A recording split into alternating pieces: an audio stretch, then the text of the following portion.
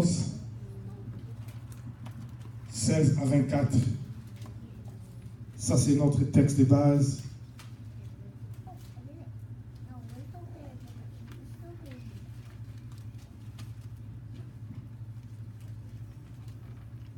Luc 14, 16 à 24.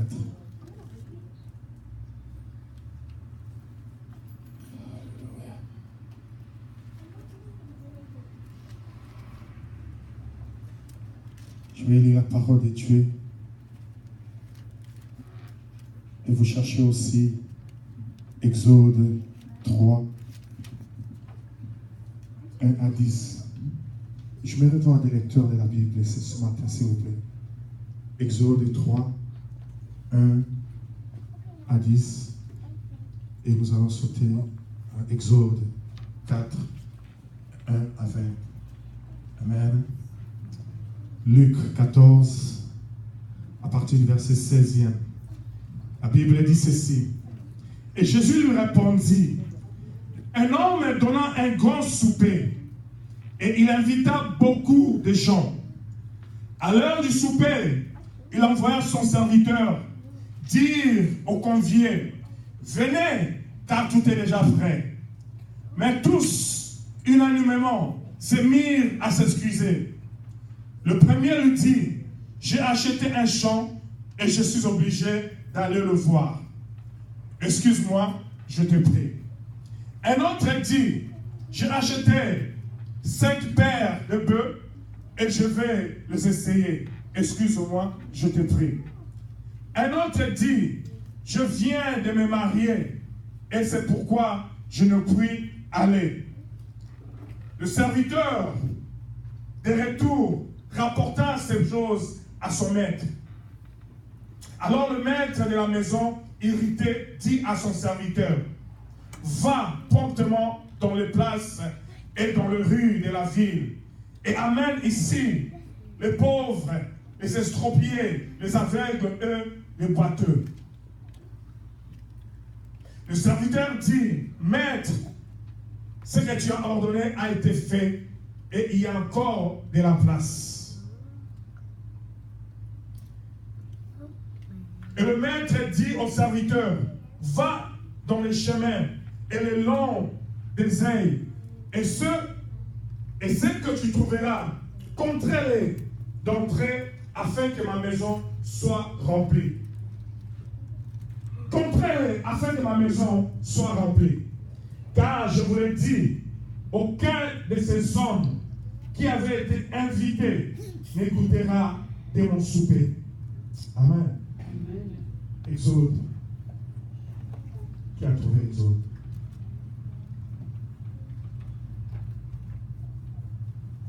Exode? Exode 3, 1 à 10. Moïse faisait paître les troupeaux de Jéthro, son beau-père, sacrificateur de Madian. Et il mena le troupeau derrière le désert et vint à la montagne de Dieu à Horeb. L'ange de l'Éternel lui apparut dans une flamme de feu au milieu des buissons. Moïse regarda et voici, les buissons étaient tout en feu et les buissons ne se consumaient point. Moïse dit, je vais me détourner pour voir quelle est cette grande vision et pourquoi les buissons ne se consument point. L'Éternel vit qu'il se détournait pour voir et Dieu appela du milieu du buisson et dit, Moïse, Moïse. Et il répondit, me voici. Dieu dit, n'approche pas ici, ôte tes souliers de tes pieds, car le lieu sur lequel tu te tiens est une terre sainte. Et il ajouta, je suis le Dieu de ton père, le Dieu d'Abraham, le Dieu d'Isaac et le Dieu de Jacob. Moïse se cacha le visage, car il craignait de regarder Dieu. L'Éternel dit, je vis la souffrance de mon peuple qui est en Égypte, et j'ai entendu les cris qui lui font pousser ses oppresseurs, car je connais ses douleurs.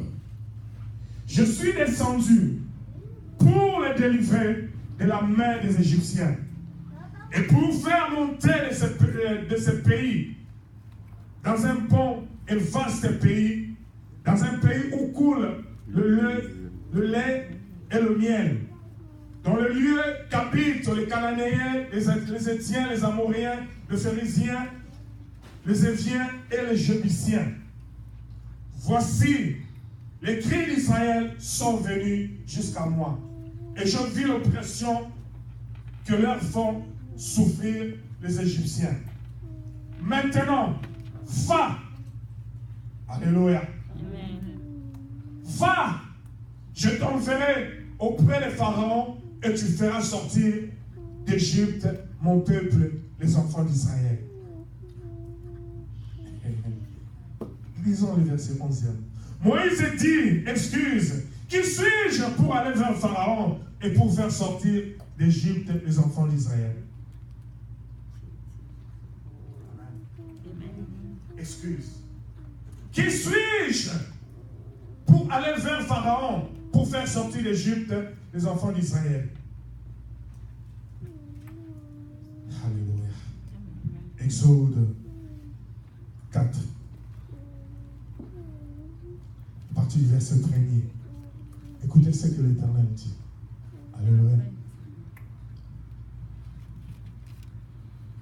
Moïse répondit et dit, voici, ils ne me croiront point, et ils n'écouteront point ma voix. Mais ils diront, l'Éternel n'était pas apparu. L'Éternel lui dit, qu'y a-t-il dans tes mains? Il répondit, une verge. Et l'Éternel dit, jette-la par terre. Il la jeta par terre et elle devint un serpent. Moïse fouillait devant lui. L'Éternel dit à Moïse, étends ta main et saisis-le par la queue. Il étendit la main et le saisit. Et le serpent redevint une verge dans sa main. C'est là, dit l'Éternel, ce que tu feras, afin qu'ils croient que l'Éternel, le Dieu de leur père, t'est apparu. Alléluia. Le Dieu d'Abraham, le Dieu d'Isaac et le Dieu de Jacob. L'Éternel lui dit encore, mets ta main dans ton sein. Il mit sa main dans son sein. Puis il la retira. Et voici sa main était couverte de lèpre. Blanche comme la neige. L'Éternel dit, remets ta main dans ton sein. Il remit sa main dans son sein. Puis il la retira de son sein. Et voici, elle était redevenue comme sa chair. S'il ne te croit pas, dit l'Éternel, et ne t'écoute pas, et n'écoute pas la voix du premier signe, ils croiront à la voix du dernier signe. Alléluia. S'ils ne croient même pas à ces deux signes, et n'écoute pas la voix, tu prendras de l'eau du fleuve, et tu la répandras sur la terre. Et l'eau que tu auras prise du fleuve deviendra du sang sur la terre. Moïse dit à l'Éternel, ah Seigneur, je ne suis pas un homme qui ait la parole facile. Excuse. Amen. Je ne suis pas un homme qui ait la parole facile. Et ce n'est ni d'hier, ni d'avant-hier, ni même depuis que tu parles à ton serviteur. Car j'ai la bouche et la langue embarrassée. Alléluia. Ah, oh, j'aime ça. Ce n'est pas d'hier, ni d'avant-hier, ni même depuis que tu as commencé à parler à ton serviteur. Amen. J'ai la langue embarrassée. Excuse. Excuse. Alléluia. Excuse. L'Éternel lui dit, qui a fait la bouche? Oh Dieu. Alléluia. Qui a fait la bouche de l'homme? Et qui rend muet ou sourd, voyant ou aveugle? N'est-ce pas moi, l'Éternel? Oh God. Alléluia. Alléluia. Va donc. Je serai avec ta bouche. Et je t'enseignerai ce que tu auras à dire. Moïse dit, Seigneur, envoie qui tu voudras envoyer, mais pas moi. Excuse. Alléluia. Envoie qui tu voudras envoyer. Venez que Moïse a wangani na yemaka, naïté. Comme on dit en Kikongo, Kamunoko. Hein? Kamunoko. Envoie Kingandi, mais naïté. Mounou a tout fait. Hein? On dit comme ça. Mounou fait.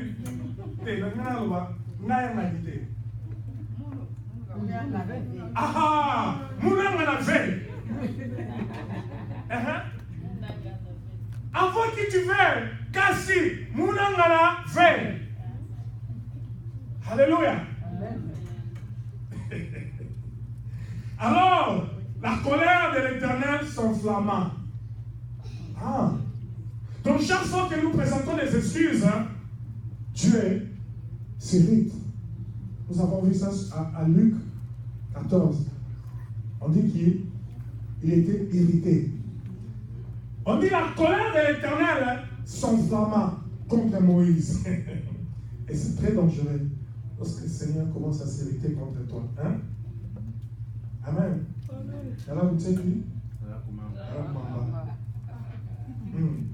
Alors, la colère de l'Éternel, c'est la langue du Congo, non? C'est quoi? Parce que lui utilise ça et ça devient compliqué. C'est la langue de l'Éternel, l'Éternel la comprend. Amen. Toi, tu n'as pas compris. Si l'Éternel commence à se fâcher contre toi, il commence à s'irriter contre toi, mais il y a de quoi faire attention, regarder à gauche, regarder aussi à droite, n'est-ce pas? Mais c'est ça se traduit par Dalak Moucheki, Dalak Mamba. On dit un homme averti. Aujourd'hui, des choses vont sortir ici. Alléluia. Oh, j'aime la parole de Dieu. La colère de l'Éternel s'enflamma contre Moïse. Et il dit, n'y a-t-il pas ton frère Aaron, le Lévite? Je sais qu'il parlera facilement. Le voici lui-même. Il vient au-devant de toi, et quand il te verra, il se réjouira dans son cœur. Tu lui parleras et tu mettras les paroles dans sa bouche. Et moi je serai avec ta bouche et avec sa bouche. Et je vous enseignerai ce que vous aurez à faire. Il parlera pour toi au peuple et te servira de bouche. Et tu tiendras pour lui la place de Dieu. Prends dans ta main cette verge avec laquelle tu feras les signes. Moïse plutôt, s'en alla et de retour auprès de Jéthro, son beau-père, il lui dit, laisse-moi, je te prie, aller rejoindre mes frères qui sont en Égypte, afin que je voie s'ils sont encore vivants. Jéthro dit à Moïse, va en paix. Et l'Éternel dit à Moïse, en Madian, va, retourne en Égypte, car tous ceux qui ont voulu à ta vie sont morts. Moïse prit sa femme et ses fils, les fit monter sur des ânes et retourna dans le pays d'Égypte. Il prit dans sa main la verge des dieux. Alléluia. Amen. Baissons nos têtes, s'il vous plaît. Seigneur Yahweh, merci pour ta parole. Merci, Seigneur, car tu veux parler. Merci, je sais, Yahweh, que cette parole fera du bien à ton peuple ce matin. Parle, Dieu. Parle, Éternel. Et que ton peuple ait les oreilles pour écouter et le cœur pour garder ta parole. Et que ta parole soit sanctifiée dans leur vie. Dans le nom de Jésus, Seigneur. Accomplis, Seigneur, tes desseins au travers de cette parole. Merci, Seigneur. Amen. Amen. Amen. Les excuses et prétextes dans la maison, prétexte à l'appel de Dieu. Alléluia. Nous parlons depuis un certain temps des excuses.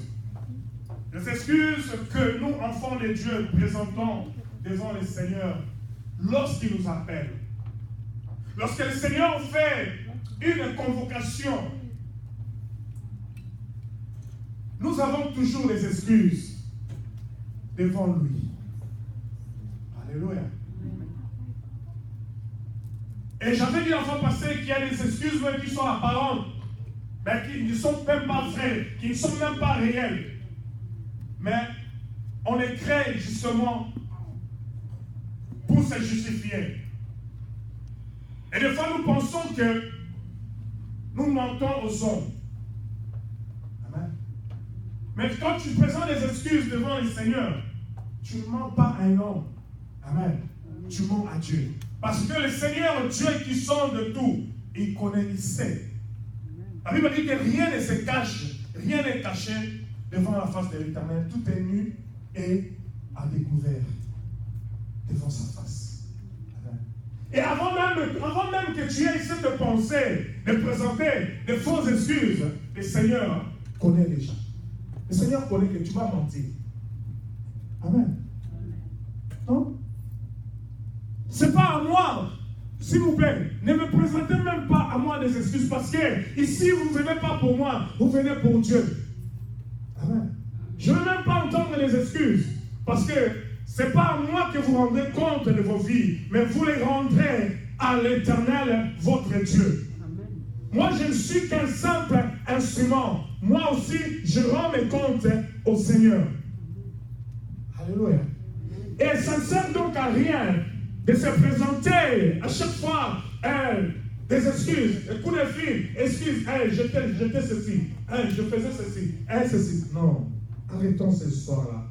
L'Éternel, ton Dieu, te connaît et il connaît où tu es, qu'est-ce que tu fais. Il connaît réellement les vraies motivations de ton cœur pour présenter ces excuses. Amen. S'il y a de vraies excuses, oui, le Seigneur connaît aussi. S'il y a de bonnes raisons pour toi de te retirer de l'appel de Dieu, de la convocation de Dieu, Dieu ton Père, il les connaît aussi. Mais moi, je ne connais pas. Voilà pourquoi ce n'est pas à moi qu'il faut rendre les comptes. Parce que moi, je ne connais pas tout. Si le Seigneur ne me révèle rien, je ne connais pas. Amen. Alléluia. Donc les vraies raisons, le Seigneur les connaît aussi. Et le Seigneur lui-même, il va t'excuser.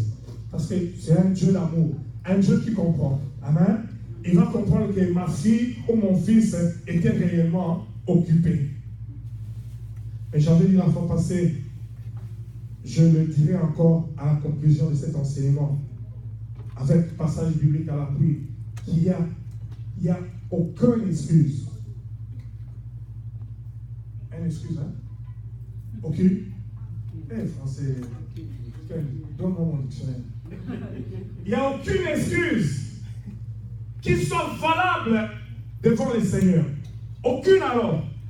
Pourquoi j'ai senti que... Hein? Pas d'excuse qui soit valable devant le Seigneur. Nous le verrons. C'est pour dire quoi? Le Seigneur te demande de faire de lui la priorité des priorités.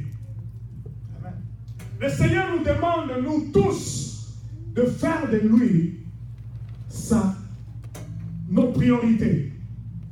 Amen. Comme il n'y a pas d'excuse devant le Seigneur, tu vas me dire quoi? L'enfant est malade. Oh, l'enfant est en train de mourir. Le Seigneur te dit, pas d'excuse. L'enfant est malade, l'enfant est en train de mourir. Hein? Amène-le dans la présence de Dieu. Je ne sais pas ces histoires, ça n'existe plus dans les temps-ci, dans le siècle présent, que l'enfant est malade. Elle dit non, je n'irai pas chez le médecin, je n'irai nulle part, mais je vais l'enfermer dans la chambre et je vais courir appeler l'homme de Dieu. Pourquoi ces choses n'existaient plus? Pourquoi? C'est comme si le temps de la Bible est révolu, quoi. Amen. Non, ça n'a pas révolu. Seulement que nous n'avons plus de foi. Parce que nous savons que Nani est là, c'est rapide. Je vais aller à l'hôpital. Mais la foi, la confiance à ce Dieu-là n'existe plus. Mais Dieu n'a pas changé. Il est le même Dieu, n'est-ce pas? On chante. Il est le même. Tu chantes seulement, il est le même pour chanter. Mais quand tu agis, ça ne démontre même pas que ce Dieu-là est toujours le même. C'est comme s'il a changé. C'est comme s'il était seulement le Dieu de cette veuve-là. Amen. La veuve de Sarepta. Ouais. C'est comme si le Dieu que tu pries aujourd'hui était seulement le Dieu de cet homme-là et que si l'enfant est malade, tu ne réfléchis même pas un instant pour penser aller dans la présence de Dieu parce que tu sais déjà, toi-même tu te conviens déjà que non, et non, médecin. Combien d'amenants ont couru aussi et le médecin n'a pas pu faire quelque chose? Amen. Je ne dis pas qu'il faut aller chez le médecin. Amen. Je ne dis pas ça. Je ne dis pas qu'il ne faut pas aller chez le médecin. Amen. Mais je parle de cette confiance ici. Peut-être que le Seigneur, on est tellement, des fois on est inhibé. Amen. Des fois nos voix intérieures sont même inhibées parce que nous savons que il y a le médical, il y a 911, l'ambulance va venir vite et mon enfant sera guéri. Et on ignore que des fois le Seigneur ne veut pas que ça soit ainsi. Le Seigneur veut intervenir dans ta vie, produire un miracle pour que tu comprennes qu'il est Dieu. Amen. Des fois on l'ignore. Pas qu'on l'ignore, mais on est inhibé. Je ne sais pas, c'est la modernité, oui, c'est la modernité. Amen. Mais au temps de la Bible, quand il n'y avait pas un médecin à côté, il n'y avait pas l'ambulance, il n'y avait pas les 911, une maman peut laisser son enfant mort, s'il vous plaît. Amen. Et elle ne dit à personne, s'enferme avec elle dans la chambre et attend l'homme de Dieu. Il faut que l'homme de Dieu vienne d'abord, qu'il prie. Alléluia. Où est partie cette fois l'Église? Amen. Retournons-nous encore à ce niveau de foi, l'Église. Alléluia. Est-ce que nous allons encore nous retourner à ce niveau? Que Dieu nous aime. Le Seigneur n'a pas changé. Amène l'enfant chez le médecin, oui. C'est Dieu qui donne l'intelligence aux hommes pour opérer, pour travailler. Amen. Mais si Dieu ne veut pas, même si tu fais quoi, rien ne va changer. C'est pour soutenir l'argument selon lequel il n'y a pas d'excuse devant le Seigneur. Il veut que tu sois ta priorité. Si tu ne fais pas de lui sa priorité, j'avais dit la fois passée ici, lorsque Dieu te dit aussi, mon fils, pour ton problème là, je suis trop busy. Amen. Ma fille, pour ton problème là, je suis très occupé. Je ne saurais pas répondre. Alléluia. Le Seigneur commence à te dire qu'il est busy. Imaginez quel sera ton sort. Mais nous disons à Dieu que nous sommes occupés à chaque fois. Ce n'est pas un problème. Amen. Non, Alors quand tu dis à Dieu, tu as des prétextes pour dire au Seigneur que tu es occupé. Ça ne fait rien du tout au Seigneur. Amen. Ça ne fait rien. Il ne peut rien parce que, comme ce monsieur Sylvester, si toi tu ne viens pas, si toi tu ne réponds pas, le Seigneur a sa réserve, il va puiser dans sa réserve et il va accomplir sa volonté. Amen. Mais lui, quand il te dit que je suis occupé, je ne sais pas m'occuper de toi. Tu es perdu. Tu es mort. Tu es fini. Amen. Tu es fini. Et ici, nous voyons Moïse, l'homme de Dieu, l'homme avec qui le Seigneur a fait beaucoup d'exploits. L'homme qui connaît le Seigneur. Non, cet homme peut dire qu'il connaît le Seigneur dans ses œuvres. Le Seigneur a marché avec Moïse, avec des signes palpables et tangibles. Non, ce n'était pas des maçons. Amen. C'était réel et vrai. Alléluia. Mais cet homme ici, il était au moment où le Seigneur lui faisait un appel. Le Seigneur le convoquait afin de lui confier une mission. Alléluia. Alors qu'il était errant, il était en train d'errer, le Seigneur lui a apparu et commence à lui parler que je vais t'envoyer, que c'est toi qui vas aller délivrer mon peuple, c'est toi qui vas aller sauver mon peuple de l'oppression égyptienne. Alléluia. Et cet homme commence à présenter des excuses au Seigneur, comme toujours. L'homme a toujours des excuses à présenter au Seigneur. Mais je voudrais dire à quelqu'un ici, le Seigneur connaît tes faiblesses, il connaît tes lacunes, il connaît là où tu es faible, il connaît là où tu es fort. Amen. Et le Seigneur Dieu, il te choisit toi, dans ces conditions. Alléluia. Il connaît ton point de besoin de dire au Seigneur, regardez-moi, Koutou, moi d'ailleurs, non. Le Seigneur connaît. Amen. Le Seigneur connaît. Et s'il ne t'avait pas jugé digne de faire, d'accomplir cette mission, il n'allait pas te choisir. Amen. Tu peux voir dans ta famille, tu es peut-être le cadet, le dernier. Mais tu as une étoile de l'Éternel qui fait de toi, des fois, tu parais comme un grand. Amen. Devant les aînés, tu apparais. Tu ne passes jamais inaperçu. Amen. Parce que le Seigneur te connaît et t'avait choisi. Alléluia. Il n'a pas choisi tes aînés, tes grands. Non, mais c'est toi qui l'as choisi. Et bien des fois, nous disons, Seigneur, non, tu commets l'erreur. Tu ne vois pas comment je suis faible. Moi, je suis qu'une petite merdine, non? Tu ne vois pas, il y a Dorcas. Amen.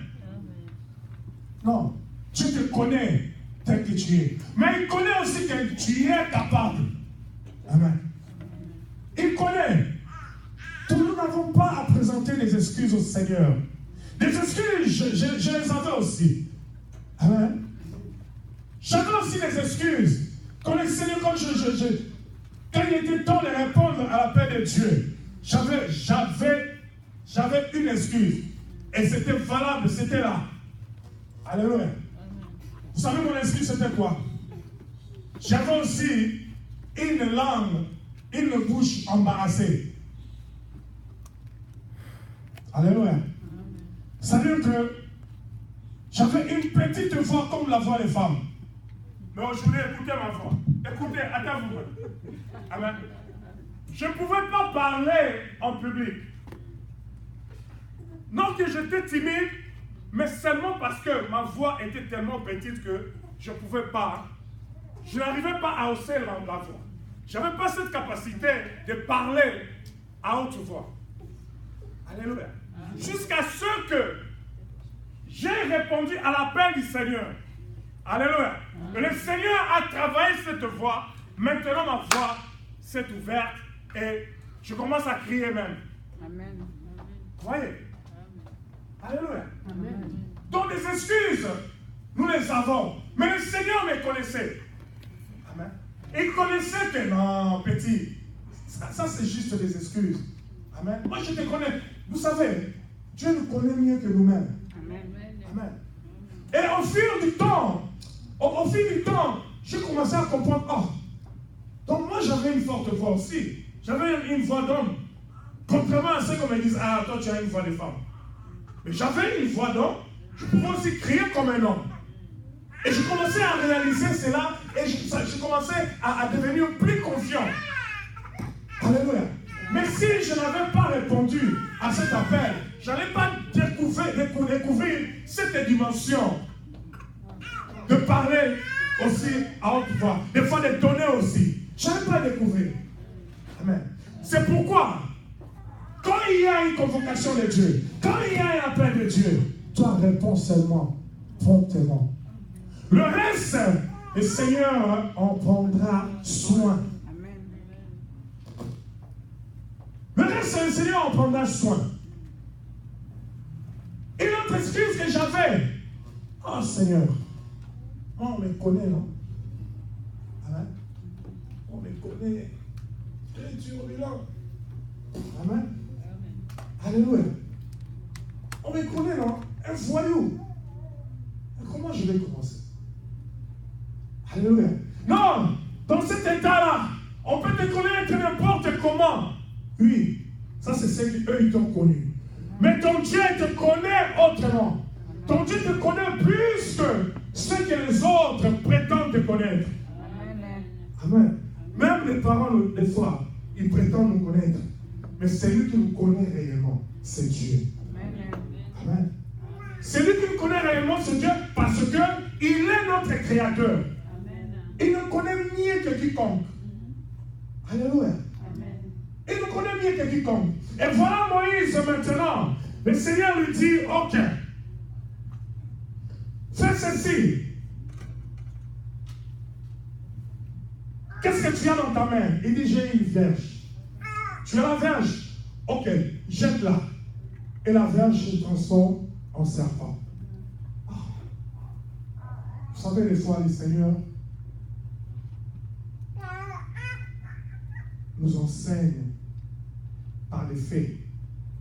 Amen.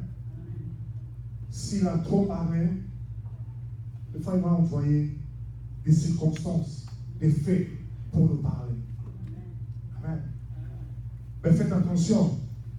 Le Seigneur va utiliser des circonstances ou des faits positifs ou négatifs pour te parler. Amen. Parce que lorsque le Seigneur commence à utiliser des circonstances négatives ou des faits négatifs pour te parler, ça devient très dangereux. Vous comprenez? Amen. Il dit, jette cette verge. Il a jeté. La verge se transforme en serpent. Et il ramasse-la par la queue. Il ramasse par la queue. Vous savez, quand Dieu appelle, nous allons voir ça dans le principe, il donne des instructions précises. Quand il a dit ramasse par la queue, il devait ramasser par la queue.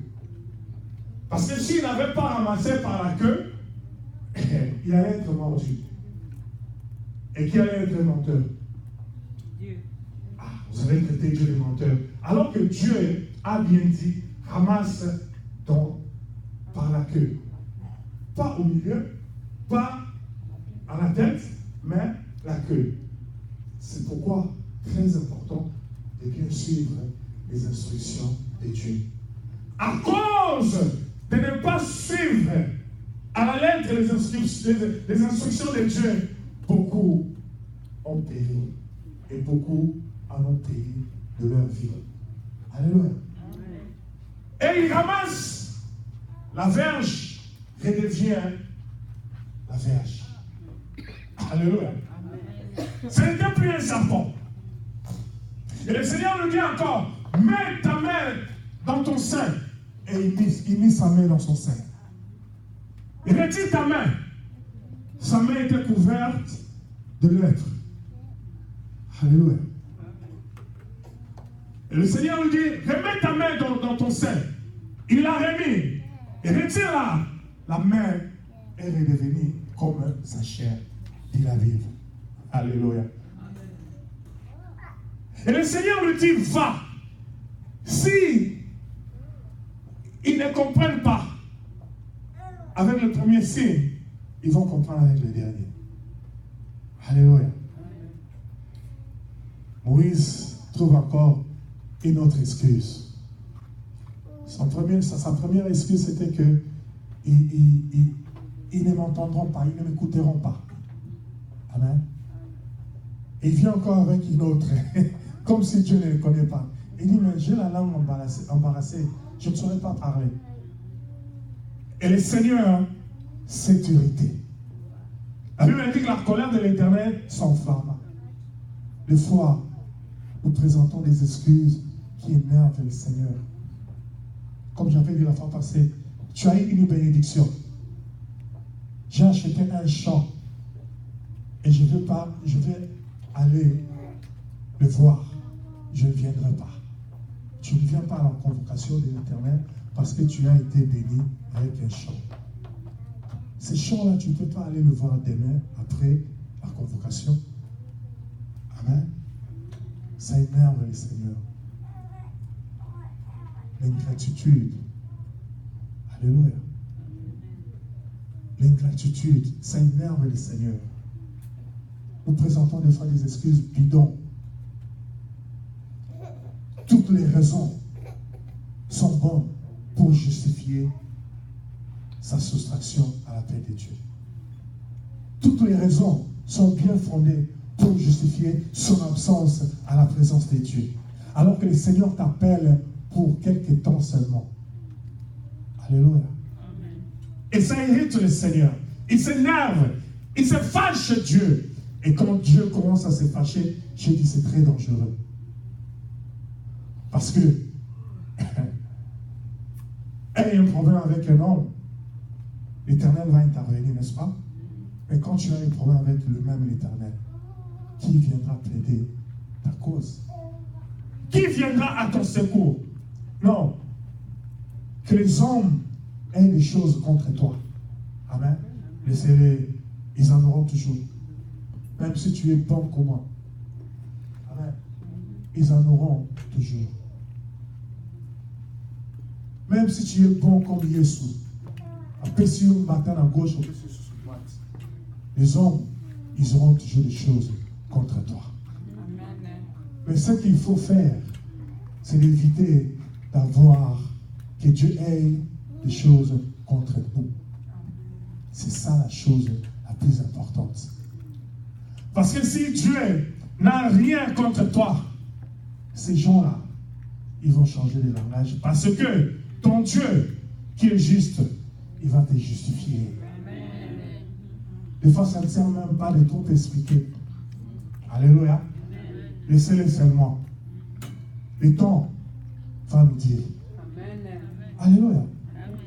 Mais n'ayez rien du tout avec le Seigneur.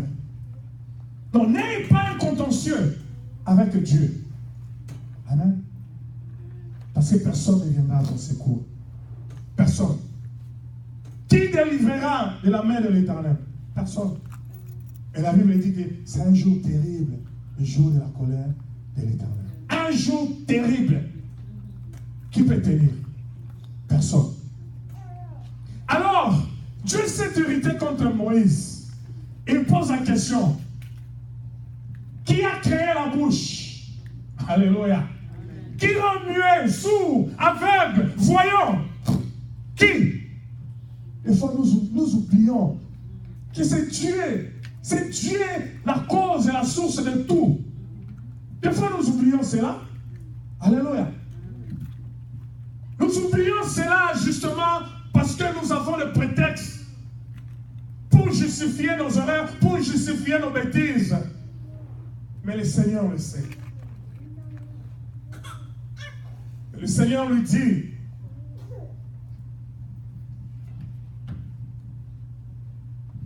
je serai avec toi. Vas-y. Et je paierai les signes.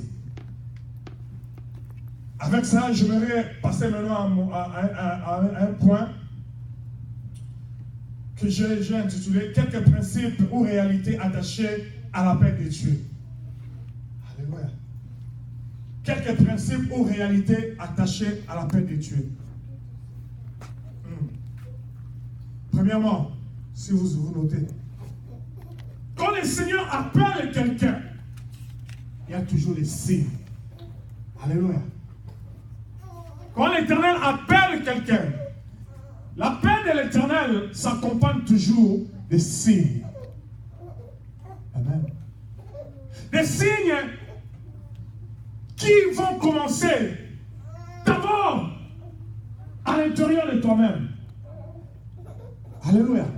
Tu commenceras à voir des choses, des signes que tu peux qualifier d'anormal dans ta vie. Amen. Oui, je me rappelle au début, quand je commençais à côtoyer les choses de Dieu. Non, je voyais des choses que je n'arrivais pas à expliquer. Amen. Je sentais des choses en moi que je n'arrivais pas à expliquer. Amen. Et à part cela, le Seigneur va opérer des signes extérieurs pour convaincre maintenant l'environnement autour de toi. Amen. Pour qu'il sache réellement, toi, tu es le choisi, l'appelé de Dieu. Amen. Il va le faire. Et c'est comme ça qu'il a fait avec Moïse. Et il dit, ils ne t'écouteront pas. Ok. Voici les signes. Amen. La Bible dit que voici les signes qui accompagneront ceux qui auront cru. Les signes accompagnent toujours l'appel du Seigneur. Alléluia. Deuxièmement, c'est que Dieu n'appelle pas le qualifié, mais il qualifie et équipe ceux qui l'appellent. Très important. Le Seigneur Dieu ne choisit pas ceux qui sont déjà qualifiés en eux-mêmes, ceux qui sont déjà bien équipés en eux-mêmes. Non, mais le Seigneur choisit les non qualifiés, les moins équipés, afin de les qualifier et de les équiper. Alléluia. C'est comme ça que le Seigneur... Non, le Seigneur... Des fois, nous voulons que Dieu fasse l'inverse. Amen. Nous voulons que Dieu nous qualifie, après il nous appelle. Non. Le Seigneur Dieu appelle d'abord, et puis il te qualifie. C'est-à-dire qu'il te rend disponible, il te rend bon, bien, pour l'œuvre à laquelle il t'appelle. Alléluia. Il qualifie ceux qui l'appellent. Mais pour que le Seigneur te qualifie et t'équipe, tu dois d'abord répondre à l'appel, répondre présent. Et Seigneur, me voici, comme Moïse avait dit. Amen. Parce que si tu ne réponds pas à présent, le Seigneur ne saurait pas te qualifier et il ne saurait pas t'équiper. Amen. Donc tout appel est suivi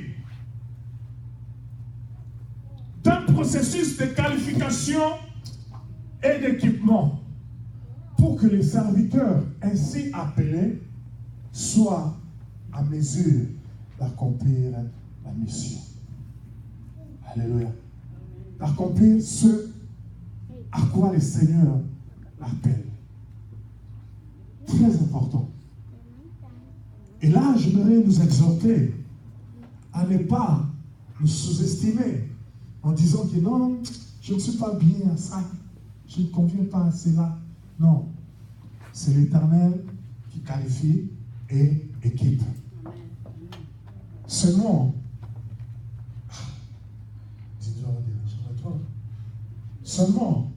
réponds seulement présent. Fais-le confiance. Et lui s'occupera du reste. Alléluia. L'inverse n'est pas de notre Dieu. Amen. Oui, il y a des gens qui sont déjà bien qualifiés. Bien qualifiés avant même le Seigneur les appelle. Des fois, tu les regardes même, tu les envies, tu penses que et ils sont mieux, ils sont meilleurs que toi. Non. Amen. Non. C'est que le Seigneur, l'Éternel, tient par sa main. Triomphe toujours. Amen. Alléluia. Amen. Et si le Seigneur te tient par sa main et il marche avec toi, tu vas triompher. Et la Bible dit, les premiers seront les derniers et les derniers seront les premiers. Donc ne te sous-estime pas.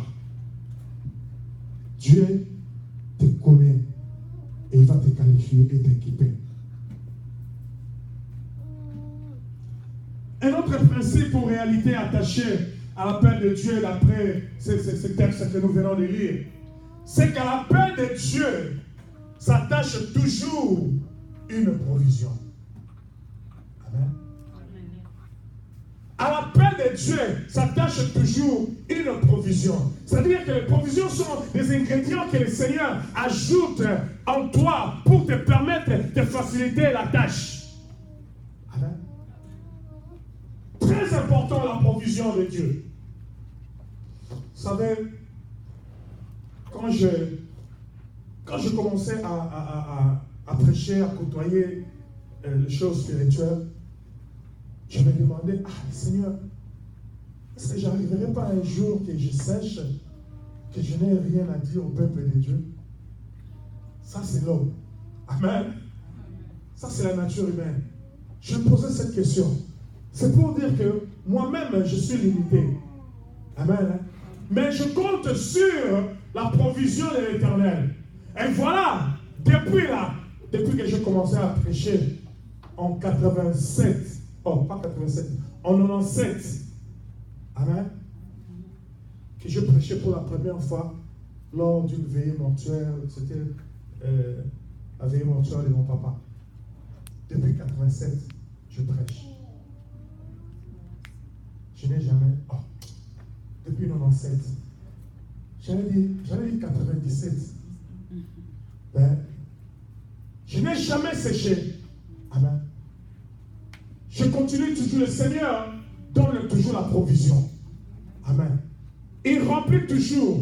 C'est pourquoi quand nous venons auprès du Seigneur, quand nous répondons à l'appel du Seigneur, bien aimé, réponds avec soif, réponds avec appétit. Parce que à la table du roi, il y a beaucoup de choses à manger. Amen. On a dit que les places sont encore là. Hein? Il y a encore de la place. Donc viens avec appétit. Oh, le Seigneur va te remplir selon le contenu que tu lui présentes. Tu es quelle sorte de contenu? Est-ce que tu te suffis de peu qu'il t'a donné ou tu désires encore? Ben moi, je désire encore plus. Je désire chaque fois, je dis au Seigneur, ajoute encore. Ajoute. Alléluia. Ajoute encore sur moi. Une portion encore de ta provision. Amen. Alléluia. Chaque appel de Dieu s'attache à une provision divine. Amen. La provision ne manquera jamais tant que toi, tu demeureras dans la paix. Amen. Tu ne sécheras jamais. Alléluia. Tu ne sécheras jamais parce que tu es comme un arbre planté à côté d'une cour d'eau. Et cette cour d'eau te nourrit. Tu as toute la matière nécessaire pour ta croissance. C'est ça, avec le Seigneur. Troisièmement, c'est que Dieu appelle toujours pour une cause. Et souvent cette cause est toujours noble. Alléluia. Dieu appelle toujours son peuple, son enfant, son serviteur pour une cause. Et bien souvent, ou toujours, cette cause est noble. Alléluia. Dieu a appelé Moïse parce qu'il y avait un problème. Il y avait une cause. Amen. Dieu a suscité Moïse parce que, on me fait signe qu'il est temps, il y avait une cause, il y avait un problème. Et le problème auquel l'Éternel devait apporter des solutions. Amen. Et comme le Seigneur Dieu travaille avec les hommes, il utilise les hommes. Le Seigneur avait choisi quelqu'un qui était non qualifié afin de le qualifier. Quelqu'un qui était non équipé afin de l'équiper pour bien accomplir cette noble cause pour laquelle il a appelé. Souvenez-vous, Moïse avait comme mission, dont la cause de son appel, c'était de sortir le peuple de Dieu de l'esclavage égyptien. Amen. Alors, c'était une tâche très hardie. Amen. Qui devait s'accompagner de beaucoup de signes de la part de l'Éternel. Parce que ce n'était pas facile. Donc, Pharaon n'était pas... Vous savez, l'Égypte à l'époque était une puissance mondiale. Amen. Et Pharaon, le Pharaon de l'époque n'était pas n'importe qui. C'était la magie la plus puissante. C'était là-bas. La sorcellerie comme tu ne peux pas imaginer. C'était là-bas. Amen. Et le Seigneur, Dieu, connaissait tout cela. Amen. Mais parce qu'il y avait une cause très noble, c'est de délivrer son peuple de l'oppression. Il a choisi Moïse. Alléluia. Et Moïse avait répondu, me voici. Alléluia. Me voici. Oui, j'ai aimé beaucoup l'attitude de Moïse. Moïse n'a pas fui. Il n'a pas d'abord commencé à discuter. Il a dit d'abord, me voici. Et après, il commence à dialoguer avec son Dieu. Il faut lui dire, papa, je ne saurais pas. Amen. Donc il faut d'abord répondre présent. Et après, tu commences à expliquer tes problèmes. Mais Dieu n'a même pas besoin de ces explications parce qu'il connaît. Mais en tant qu'homme, quand même, il commence à expliquer au Seigneur ses problèmes, ses limitations. Comme pour dire que oui, on a des limitations. Mais le Seigneur, s'il ajoute en nous des provisions, s'il ajoute des signes, nos limitations là ne seront pas visibles. Amen. Amen. Dieu peut faire que les limitations soient dissipées, comme il a fait avec Moïse. Alléluia. Donc Dieu ne t'appelle pas pour te faire passer le temps, bien-aimé. C'est toujours pour une cause. C'est toujours pour un but. Alléluia. Et je pense que tu devrais t'estimer heureux d'être choisi ou d'être appelé par Dieu. Comme j'avais dit dans le festin, on n'invite pas n'importe qui, on invite ceux qui te sont proches. Les gens que tu considères. Et si le Seigneur t'a fait l'appel, c'est que le Seigneur t'estime. C'est que tu as des valeurs à ses yeux. Alléluia. Donc estime-toi heureux. Et réponds seulement, Seigneur, me voici.